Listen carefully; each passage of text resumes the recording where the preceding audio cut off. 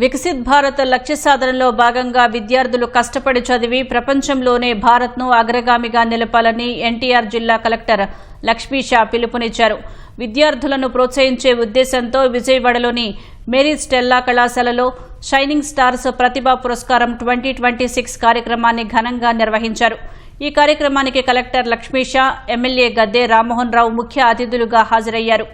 జిల్లాలోని 20 మండలాల నుంచి ఉత్తమ ప్రతిభ కనపరిచిన 135 మంది 10వ తరగతి విద్యార్థులు, 45 మంది ఇంటర్ విద్యార్థులకు ప్రతిభా పురస్కారాలు ప్రదానం చేశారు.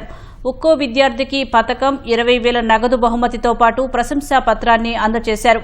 విద్యార్థులకు అందించే చిన్న ప్రోత్సాహం వారి భవిష్యత్తుపై ఎంతో సానుకూల ప్రభావం చూపుతోందని కలెక్టర్ అన్నారు. పాఠశాల స్థాయి నుంచే దేశ నిర్మాణానికి బలమైన పునాది పడుతుందన్నారు. మందున్న లక్ష్యాలు మనకు గుర్తు రావాలి. మనం ఇప్పుడు కూడా డెవలపింగ్ కంట్రీలో ఉంటున్నాము చెప్తుంటాం కదా. సో మనం డెవలప్డ్ కంట్రీ అయ్యేటప్పుడు, మనం వికసిత భారత్ అయ్యేటప్పుడు, మనం స్వర్ణాంధ్ర సాధన చేసేటప్పుడు అది చేయాలంటే ప్రతి ఒక్కరూ ఆ దిశలో అడుగులు పెట్టాలి, ప్రతి ఒక్కరూ ఆ దిశలో ఆలోచించాలి.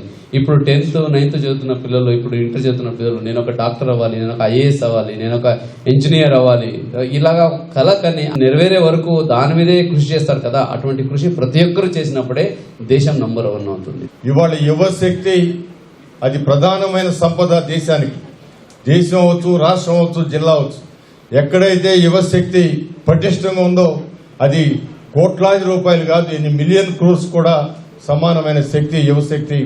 అలాంటి యువశక్తి నిర్వీర్యం కాకుండా చూసుకోవాల్సిన బాధ్యత తల్లిదండ్రుల మీదే కాదు, పిల్లల్లో కూడా పరివర్తన రావాలి. అందువల్ల నేను ముఖ్యంగా చెప్పేది, మీరందరూ ఎంత చదువుకుంటే అంత అవకాశాలు కల్పించడానికి ప్రభుత్వం సిద్ధంగా ఉంది. మీ తల్లి పడే కష్టం చూడండి, మంచి పౌరులుగా సమాజంలో తయారవ్వాలి.